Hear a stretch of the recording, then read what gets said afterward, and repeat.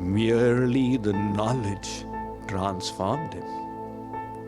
That is the power of knowledge. A person went to a restaurant. On the opposite table was an old man, hunched up with a hat on his head, and a youngster, bright and bubbly and exuberant. They both were drinking away enough to sail a ship, when all of a sudden they started speaking, and the person by the next table was hearing them. The old man said, "Young boy, where do you live?" The youngster said, "Sir, I live in Artesia, Los Angeles." "Really? That's where I live as well." "Which subdivision do you live in?" He said, "I live in the Woolworth subdivision." "Oh, that's where I live also." "And which apartment?" He said, "Linwood Apartments." "Linwood Apartments? That's where I live as well."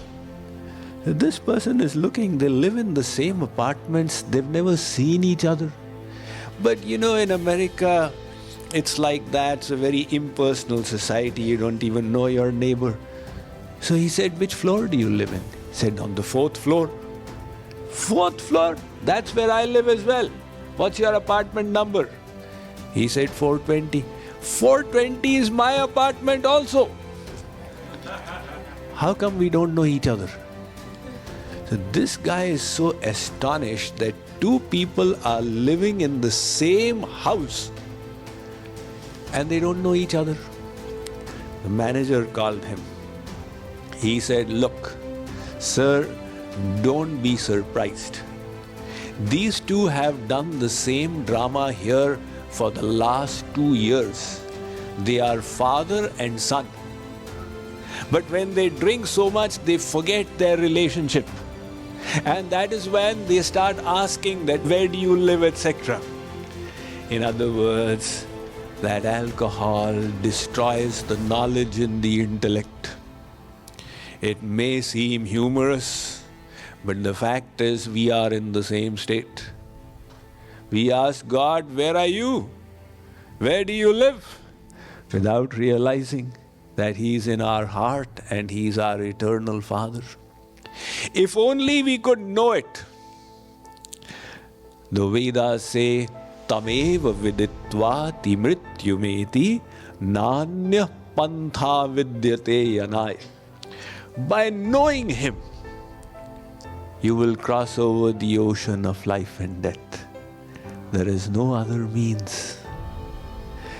You say just knowing Him? To know means to truly know. If you get to know that you have won the American Lotto, $630 million, I am sure you'll jump 2 feet into the air.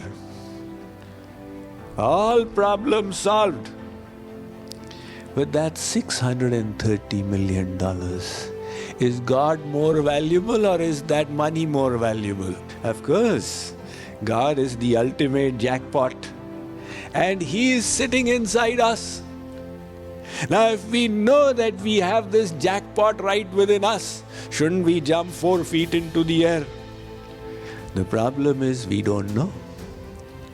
Hence, again, the scriptures, Vedas say, "Gyatva devam muchyate sarva pashai."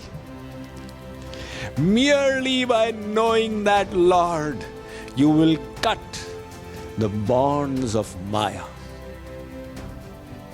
There was once a king who got annoyed with his only son, and to teach him a lesson, he expelled him from the palace.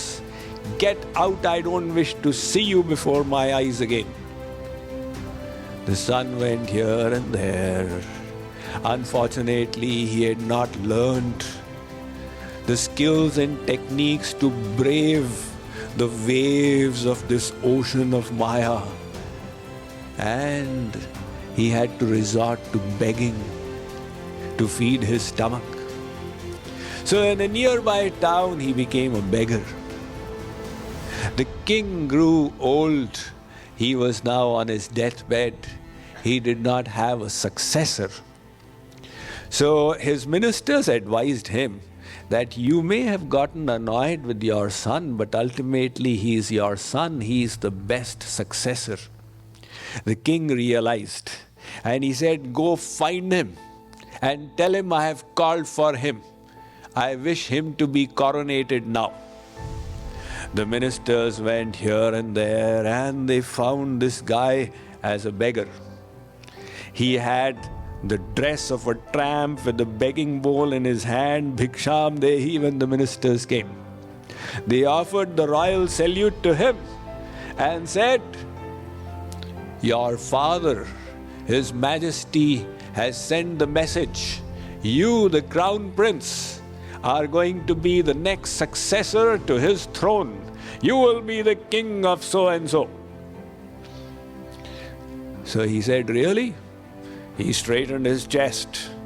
He said, get the chariot ready and get me a drink of water. We are going to depart within 5 minutes.